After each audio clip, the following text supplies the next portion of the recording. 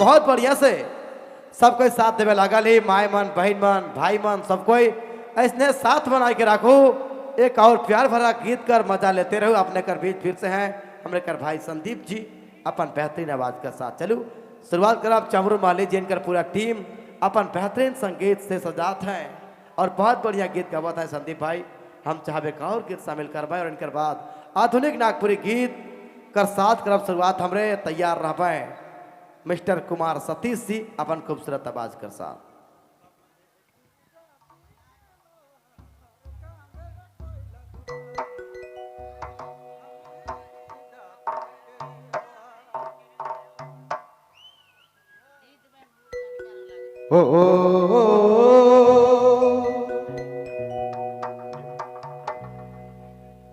ही हम है कि जाति के लोहार कांधे कोयला,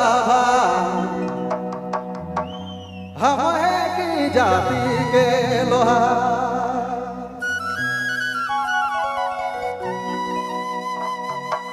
सरसी साड़ा की गए कूटसी माटा की गए, हम है कि जाति के लोहार कांधे कोयला, हम है कि जाति के लोहार कांधे कोयला, हम है कि जाति के लोहार।